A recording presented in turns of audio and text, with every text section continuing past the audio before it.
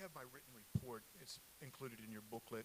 A good portion of it, most of it actually talks about the opportunity that I have, and I want to thank the Assembly for permission and encouragement even to take a sabbatical last year. I've never had a sabbatical before, and I know many of you probably have not had a sabbatical before. Some of you have, and I relied upon some of your experiences and said, what do I need to look out for? What do I need, what could help me? What would work? And so many of you shared, and it was a great help to me. I learned an awful lot that I wasn't planning to, and I think that's the point. And I want to encourage any of you that have the opportunity to take a sabbatical, please do that. If your church will include a sabbatical into your bylaws or into the policy of your church, please take advantage of that. I have seen and have known of pastors that I encourage, you need to take a sabbatical. You need to take some time off, because the difference between taking time off and not might have meant burnout, leaving a church, or some type of personal struggle or challenge or failure. And we want to stop it before it gets to that. I would tell you this. I did not know necessarily the place where I was when I came to Missouri Ministries, and this was 2010. So I've just started my 10th year here with you all. I would say, my, how time flies. At least it has for me. I hope you can say the same thing in a good way. But what I found out was, in reflecting during that time away, I realized the personal, emotional, and spiritual condition I was when I came here. Was able to make some adjustments, took some time away personally, and I tried to deliberately take time where I was secluded and alone, in solitude. There was one week in particular, and I remark about that. I saw one person an entire week. I saw the face of one person other than me for an entire week. When you are like me and a talker and you have the gift of extension, seeing one person all week, that was a trial all by itself. It was wonderful. It was awesome. I read more. I prayed more. I did have to cook my own food. I made sure I cooked my own food, but I didn't starve. Everything worked out great. But it was a great opportunity to have, to be able to say, wow, here I am, God, talk to me. Because a lot of times for me, that's what God has to get Howard still. I have to be still to hear from him. So I planned 3 weeks like that alone. 1 week I focused on Howard. 1 week I focused on Missouri Ministries. And another week I just focused on resources, where I attempted to read a book a day of different types. So I had a great opportunity to hear and to read and to be resourced. I also had some time to do some things with my family. We celebrated our first grandchild being born into our family, and it was very, very significant. And we're fortunate we're going to have another grandchild next month, so we're really looking forward to that. So I just share you a couple of these things, and they're highlighted. I'm not going to speak any more to that, but I just want to encourage you, if you have the opportunity to take some time away, do it. Even if you think that you're in great spiritual, emotional, and physical health. I thought I was. God proved me, he didn't prove me wrong. He just said, Howard, listen to me. And I needed to. Now, I want to share this with you today, because you're the assembly. We're representing all the churches across the state today. We have 68 congregations. We're representing those 68 churches today. Some of those churches aren't represented at all, but they have the opportunity to be here, because that's how we put these types of things together. And I know last weekend was Easter, and I know how busy that is. And it doesn't matter if you're the only pastor in your church, or if you're one of 2 or 3, if you're volunteer, if you're bivocational, you know that Holy Week leading up to Easter is an incredibly busy time. When that happens, our bylaws for the state say we move this meeting till after Easter. So I know you all are coming to me today having used up an awful lot of energy, having spent a lot of time in prayer, having been, in the highest high and worried about all the things that it takes to make an Easter Holy Week, Easter service, try to reach those people that you might only have the opportunity to speak life into once or twice a year. And I hope that you took advantage of that. And I trust that you did. And like I said earlier, who likes to come and spend 2 days in meetings? I know that's a tough ask, A-S-K, just so you know my Western Pennsylvania. That is a tough ask. But you come. And I believe the reason is not because of the business, not so that we could go over the financials, although that's very, very important. I think the greatest thing that we get out of these 2 days is the opportunity that we have to meet together. Even though I travel a couple times during the week and I'm around, and I know some of you do, and just a couple weeks ago, Paul Mott drugged me down to East Prairie. I had to leave at the crack of dawn. Paul said, man, I'm glad to see you here. And I said, well, Paul, I ask you to come up to St. James all the time at the same time. So, it was really very, very simple. And he does it a couple times a year. I only do it once or twice. It's pretty simple, or much different that way. But it's the idea that even though we get to see each other throughout the year at different things, when we're here, this is the only time in a year where we can gather together, where this group is together. And while we do the business of the church and we do the business of the state and we do a lot of things, it's the connections we make. It's the fellowship that we share. It's the celebrations. We have 5 ministers from our assembly that are being recognized for 25 years of dedicated, ordained service to the Church of God and the kingdom of God. That's taking place this weekend. We are also celebrating with our first class to graduate through Leadership Focus and become ordained and fully recognized as ministers within the Church of God. And that takes folks that are represented. We have men and women. We have senior pastors. We have bivocational pastors. We have associates. We have all kinds of folks being represented here in our little assembly. And it's the fellowship and the celebration that we get to have together that makes this meeting really what's important and makes it so worthwhile. I know I've shared this story a little bit, maybe in your churches. I don't think I've shared it in this format, and I'm going to try to say it quickly. But if you know my history personally, I wasn't brought up in the Church of God. I never knew about the Church of God. Didn't know it existed when I grew up. I thought everybody believed the same thing. Everybody went to the same church. They had the same thing. I happened to go to a Presbyterian church. We had a lot of stained glass. We had an organ on one side and a piano on the other, and we sang out of the hymnal. And that's all we did. I thought that was everybody's experience. My wife, however, that I didn't meet until college, she grew up in central Pennsylvania, and she went to a Mennonite church. Yes, a Mennonite church. Their worship was a little bit different than mine. When we got together, though, we decided that we weren't going to be Presbyterian and that we weren't going to be Mennonite. And we moved to Florida during the week between Palm Sunday and Easter. So here it was Easter. We were newly married just a year or two. And we were Christ followers, at least at that point in our lives we were, and we were admitting that we were. And we had nowhere to go to church. But in Florida, let me tell you, it is really easy to get up on Easter morning for a sunrise service. And so we did. And they had an ecumenical service at the beach in Vero Beach, Florida, and the speaker that year from the Ministry Alliance was the pastor at the First Church of God. That's how we discovered our Church of God. That was 1985.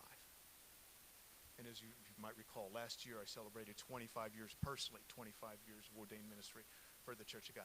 Never knew it existed. Now I love to be here and serve the bride of Christ. Isn't that incredible that we have the opportunity to serve the bride of Christ as it's laid out for us in that regard? So I share with you this. I share with you just to say this. As we go through the rest of our weekend, and there will be votes taken for officers, and there's going to be questions asked and budgets presented and things happening. But the strength of our assembly is us. The strength of our assembly is who we are, especially when we come together. For Shirley and I, who did not know the Church of God, we had to go back and learn and find out what that means. We didn't have generations that, and just growing up in the church to understand that. So we looked it up. And you know, our old insignia used to be a flame, and it had 3 different colors in that flame. And I was taught that those 3 colors stood for sharing the good news of the gospel, doing so, living a life of holiness, and doing all those things together in unity and in community.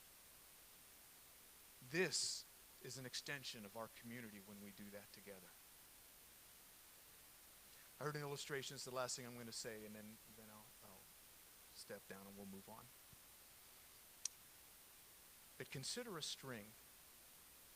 I know you're all familiar with Ecclesiastes 4:12. Yeah, you can look it up or whatever, but I'm sure you understand that. But consider a string. No matter what a string is used for, you probably have some at home. It's on a roll. It might be in the garage. Might be somewhere else.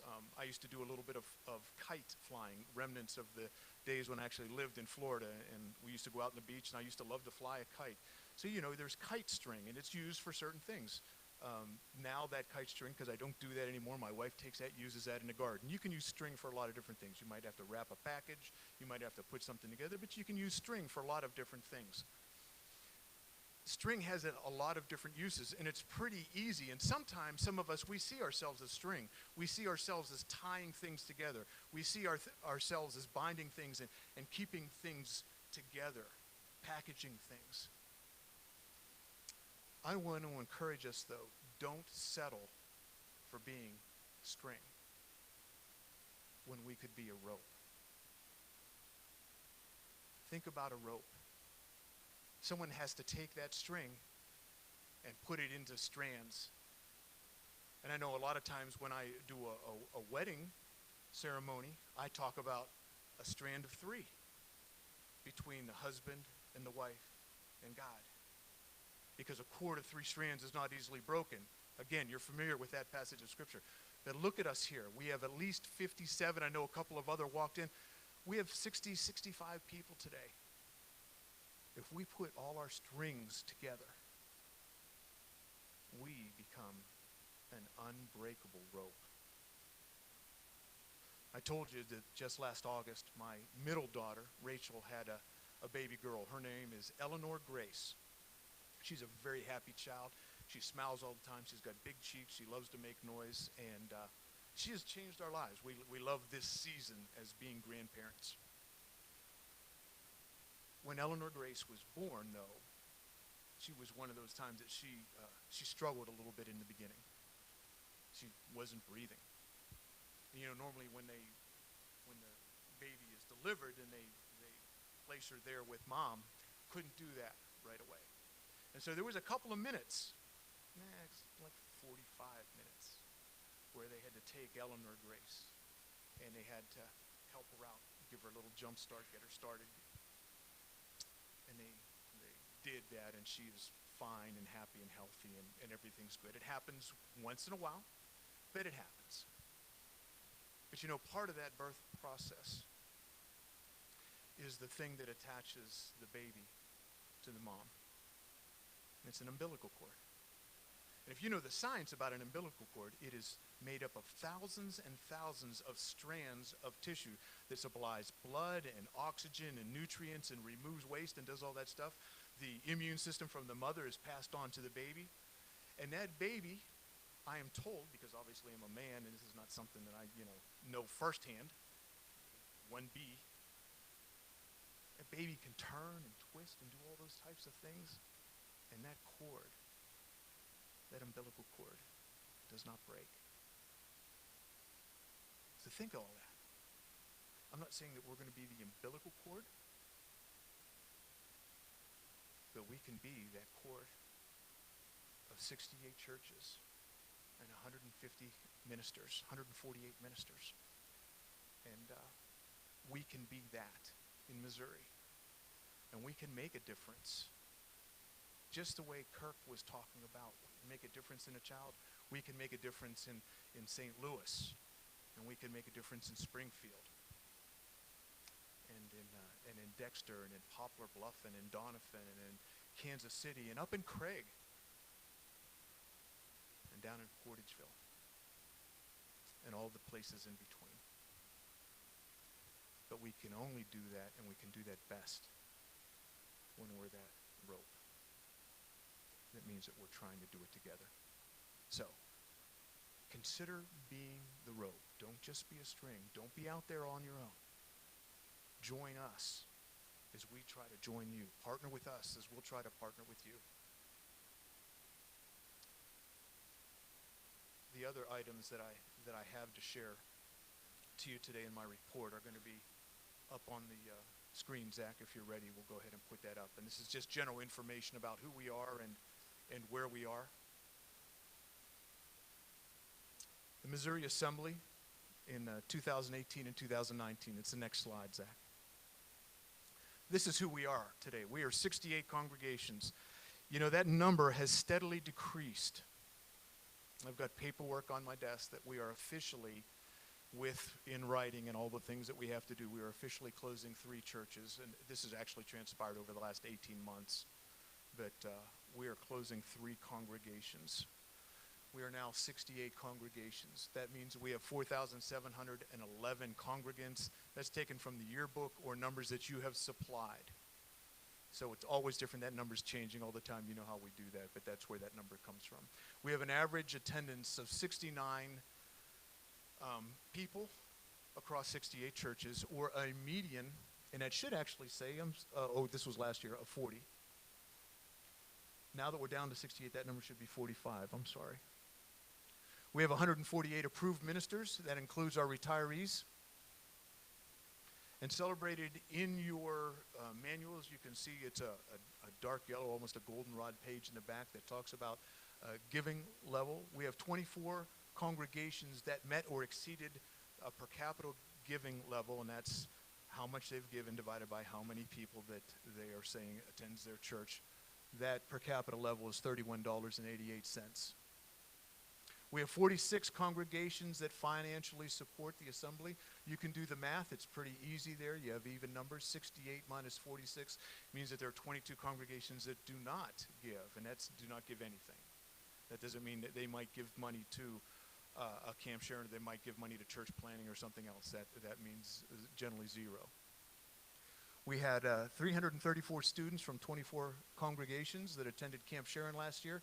And 320 folks attended, students and volunteers attended MYF last fall. Go ahead to the next slide for me. This is just a graph, and I show this every year. Just kind of gives you an idea of how we are. You will see that there are 9, almost 10 churches that are made up that are telling us that they have less than 10 people in their congregations. It's a pretty small congregation of 10 or less, and we have several of those.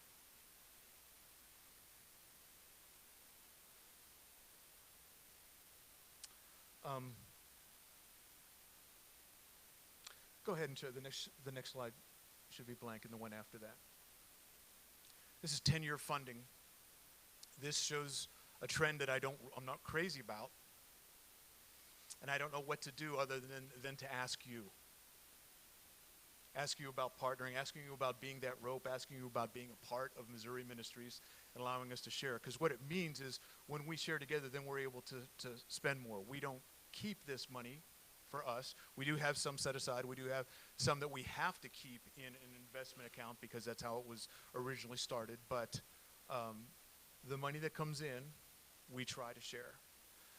I went back, and in the time since I have been here, since 2010, we have helped 20 of our congregations financially in some form or fashion, with loans, with low interest loans, financially with grants to pastors, grants for things or events or things that they wanted to do. Last year, you see our income was $137,171. We're adjusting the budget that we're going to ask you. So you'll see the slide again a little bit later and see where this comes up in our budget.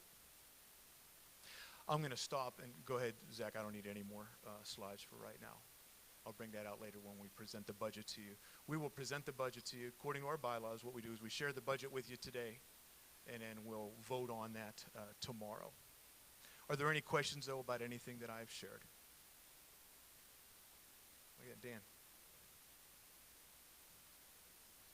3 slides ago?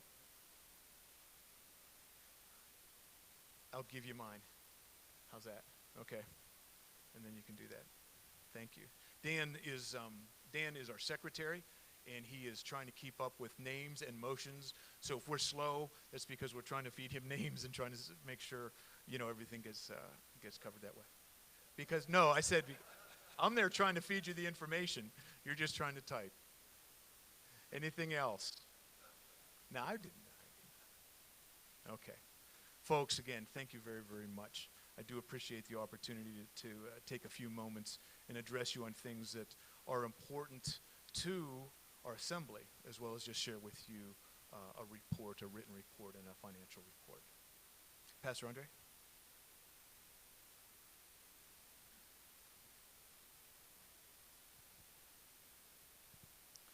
Thank you, Howard.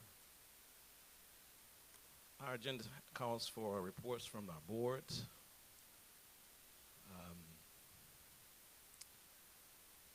We have the Board of Christian Education. All the reports are already in your pamphlet, your handout.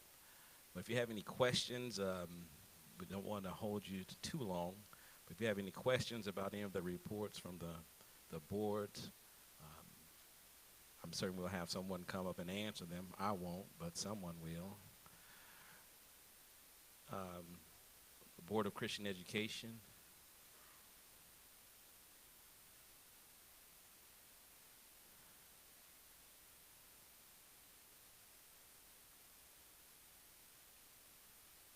Danny? You don't have to. If there's a question. No questions for Danny? All right. Camp Sharing Board.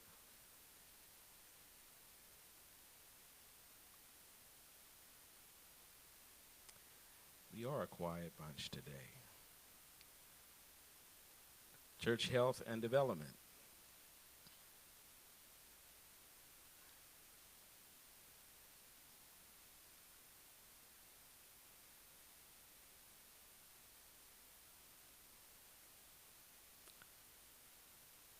Church and Ministry Service.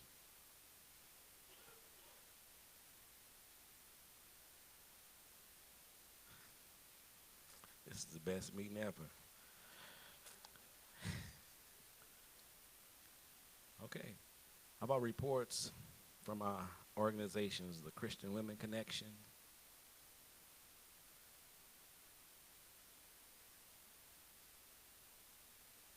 Her report is in there, right? It's in there. Zealous, if you have a question, if not, we'll move on.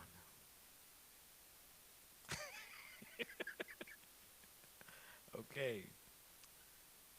Missouri Churchmen.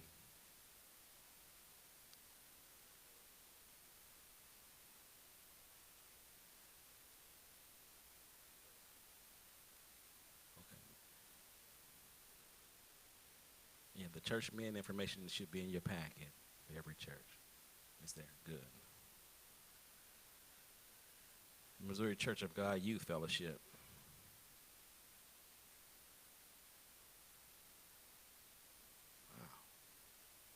Okay.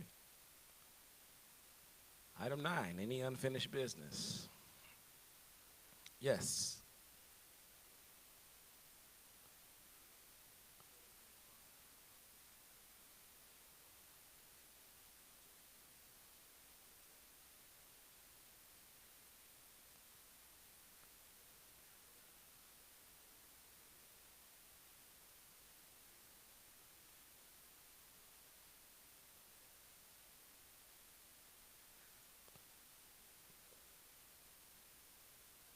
Is there a motion to accept it, the financial report, as well as the reports from the boards?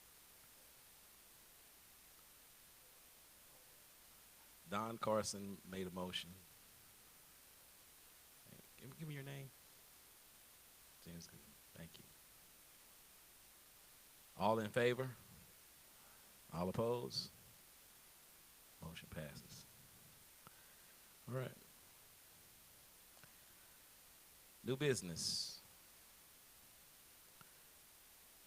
See you, Howard.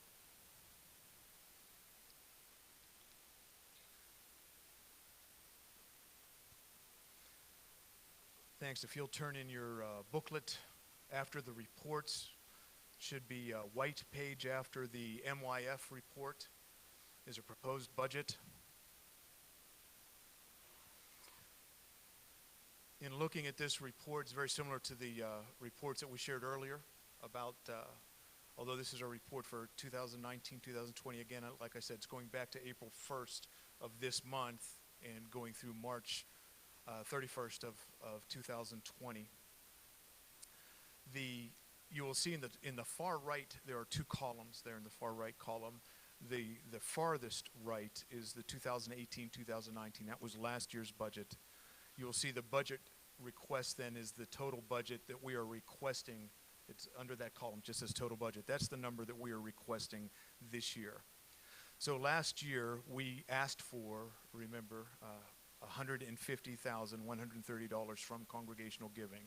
That is made up mostly of income that we receive from churches directly in support from Missouri Ministries. It is also made up of a couple of organizations and a couple single individuals who do not give to the church but do give to our office.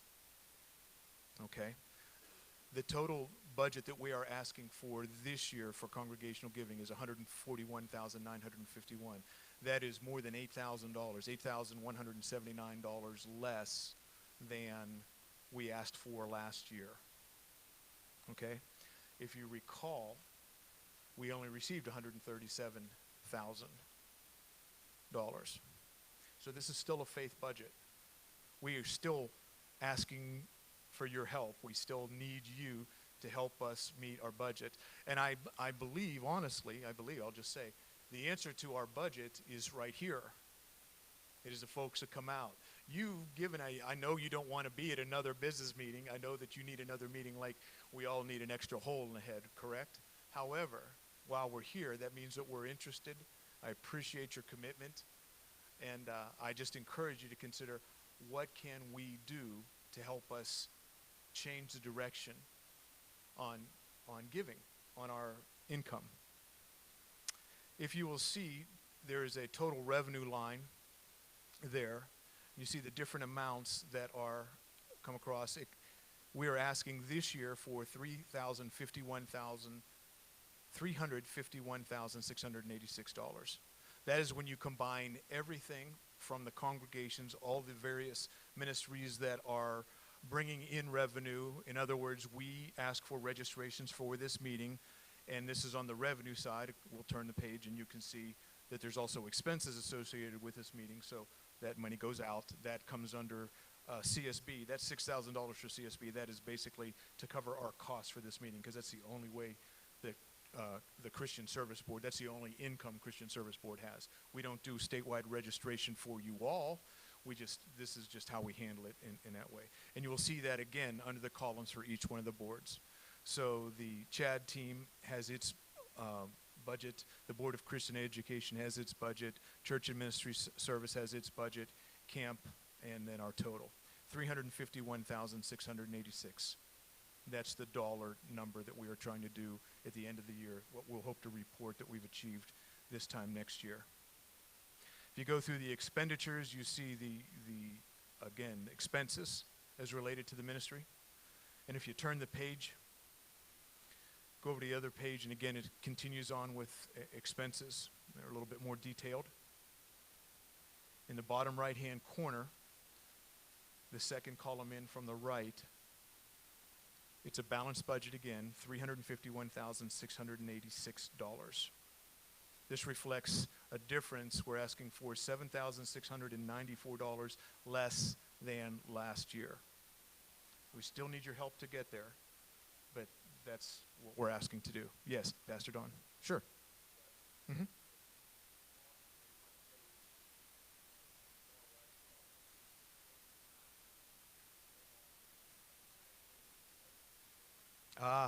That's a typo. I'm sorry. That should be changed. That should be 1819 on the back page as well.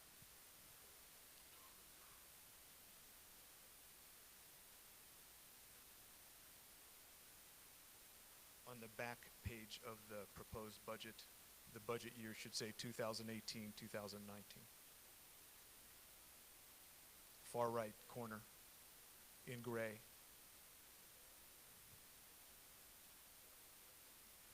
Upper right-hand corner. Okay. Good catch. Thank you, Don. Yes, Shannon. We're asking for a total budget of 351,686, which includes all those numbers that I've just shared.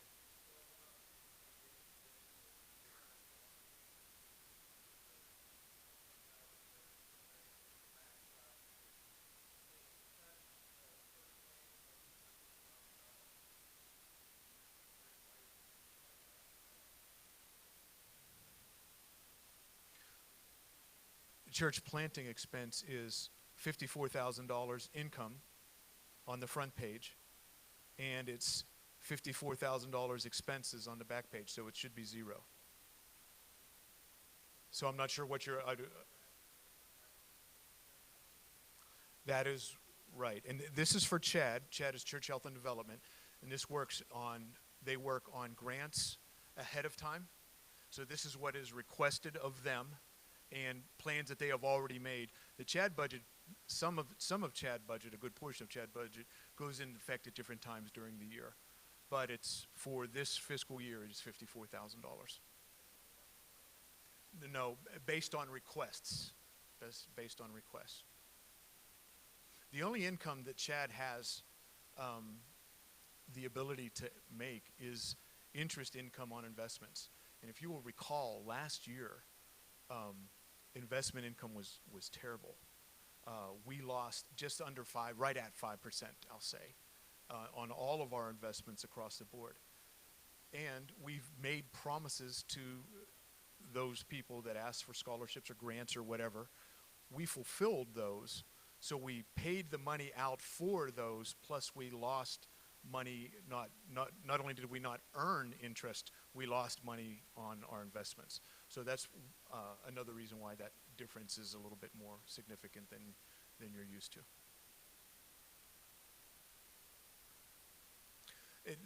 In some of those projects, some of those older projects that Rick shared, some of those older projects expired and have been replaced maybe with a different project that has a different financial amount. A lot of these are, multiple years. Yes, John.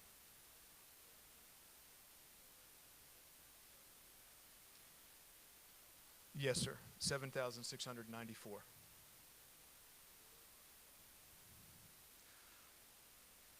A little bit everywhere, wherever we can, of course. One of the bigger areas is that the car that is provided by the state ministry for my use. And we do this. Missouri Ministries owns the car out there, the black Impala that says Kokomo.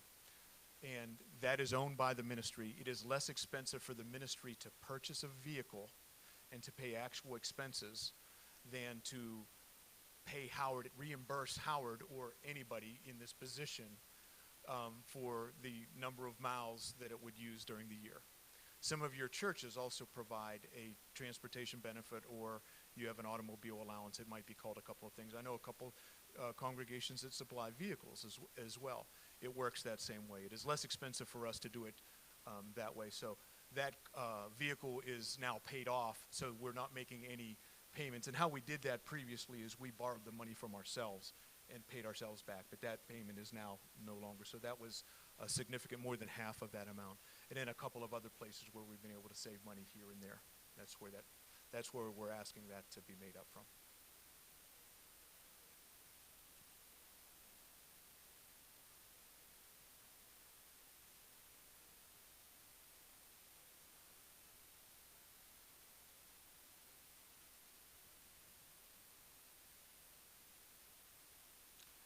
Thank you. Thank you, John. I appreciate that. Are there any other questions about the proposed budget? We're not going to vote on this.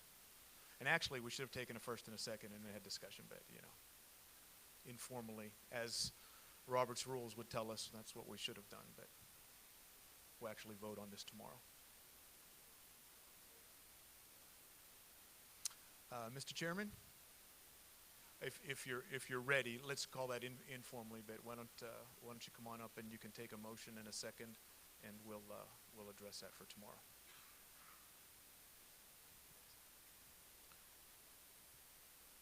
We've heard the proposed budget. Do we have a motion?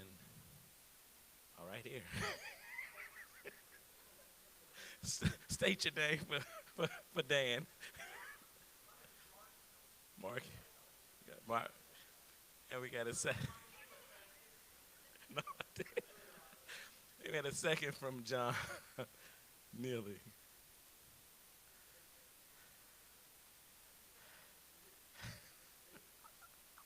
All in favor? All in favor? Oh, okay. No, I'm sorry. That's tomorrow. Yes. Oh, my.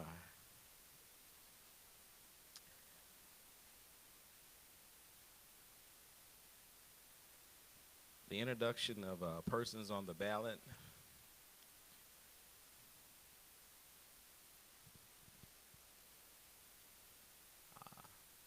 Tellers. Pastor John.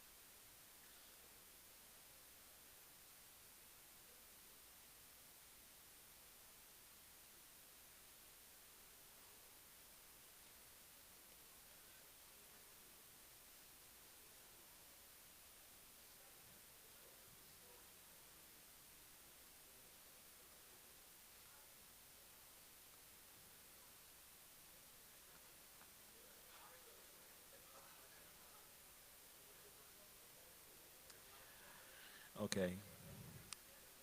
Does everyone have a ballot? We run out. We need some more ballots.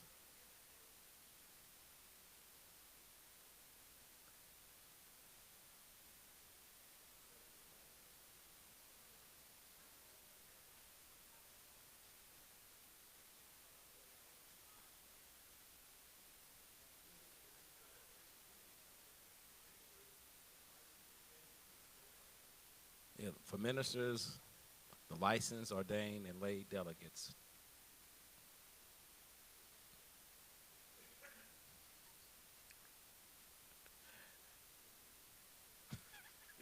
All right. Well, we're getting the other copies. For vice chair, we have a 2-year term followed by a 2-year term as chairman, the Reverend John Neely. For the church and ministry service, a 3-year term, we have Rick Harrell for 1 year, Larry Earl, 2nd term, and Michael Merritt, a 2nd term. For Chad ministry team, a 3-year term, we have Greg Mason, his 1st term. For Board of Christian Education, a 3-year term, we have Shannon Skinner. And then for Camp Sharon Board, a 3-year term is Ashley Edgman.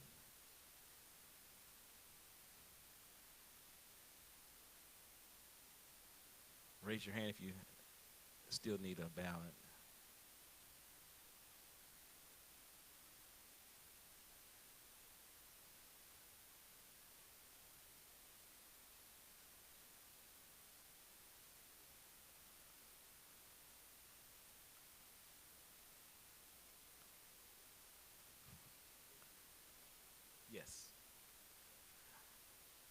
believe we're going to go ahead and vote on these.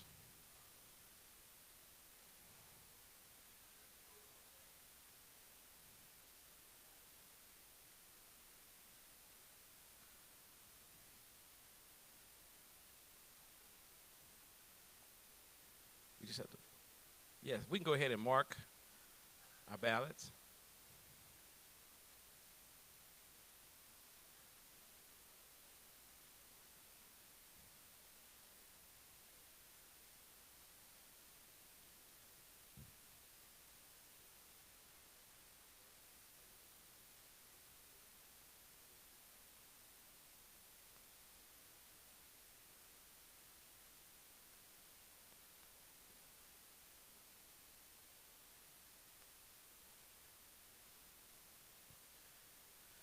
Go ahead and hand those ballots in.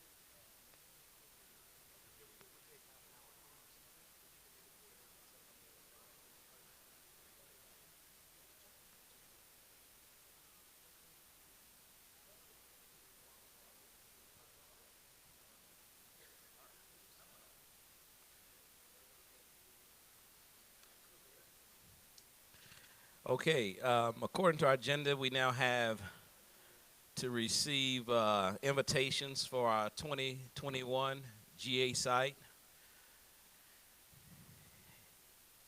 Next year we'll be in Sykeston, but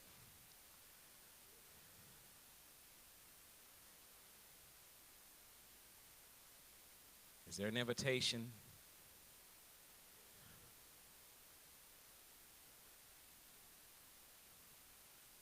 Wow. No one wants to host.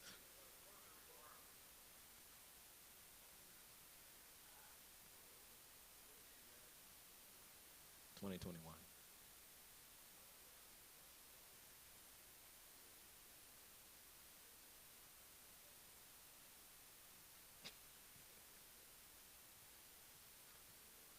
Johnny, Johnny said he'd do it. His part. Well, just let me.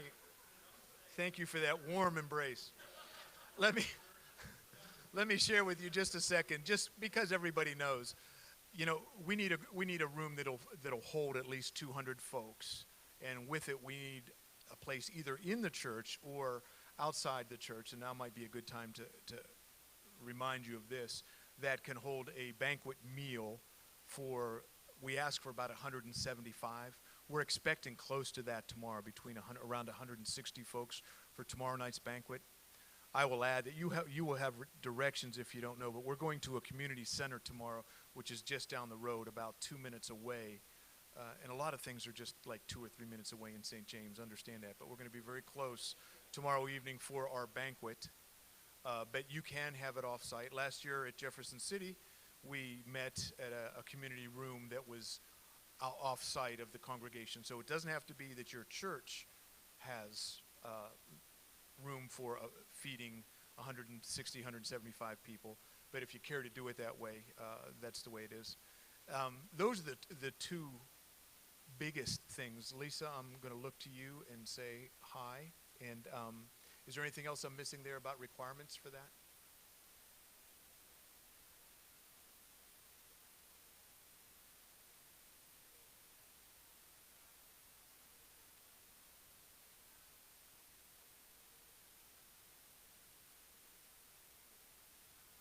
hotels.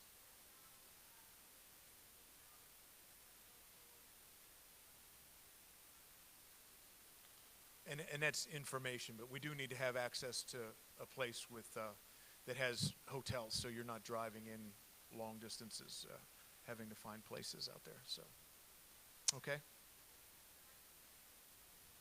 Mm-hmm. Mm-hmm. You're getting too specific now, but we have we have a list of those things. I'm sorry. I'm just saying, what are the biggest things? So, Dennis, was that helpful at all? Okay. There's a lot of I mean, we asked the host church. They provide sound and lighting. They provide. We make arrangements for worship leadership. Happens generally from the local church if we can do that, and we bring a speaker in from outside. But we do need, access to hotels, access to restaurants, and those types of things. We need size that can accommodate a group of between 150 and 200 a meal that can happen there, either on site or catered or something like that. Those types of things, babysitting. Those are the highlights. Okay. They're still figuring. They're asking permission.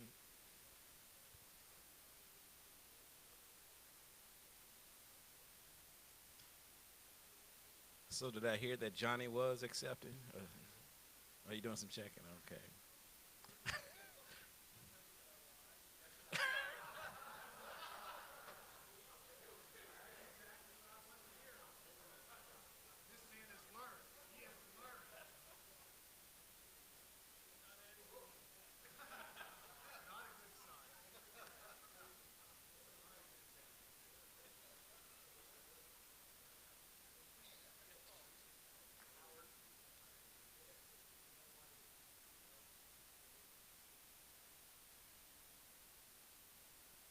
Okay, we have St. James.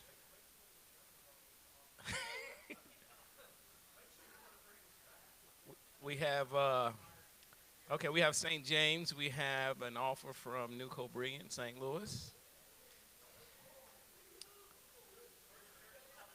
First Church, Poplar Bluff. We got three.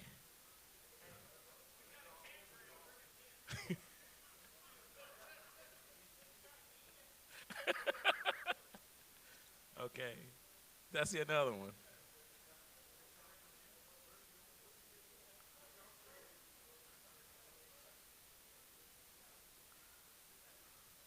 Or say, what was it? We got New Brilliant. We got yes, St. James withdrew, and then Poplar Bluff.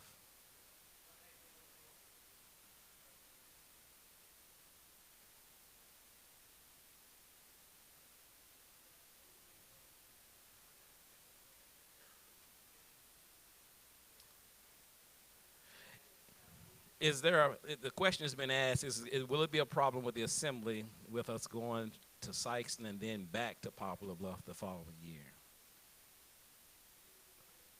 Or would it be better to go to St. Louis? Is there a problem?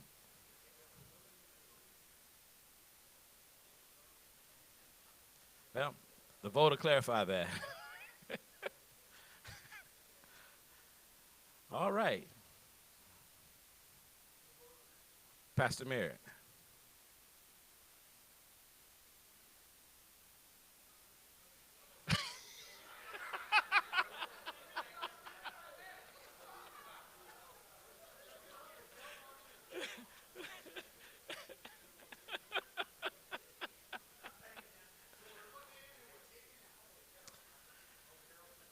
Okay. he heard from Carol, huh? Okay. Okay, so we do have our invitations, and we'll be voting on that in our next session tomorrow. Is there anything else before we adjourn?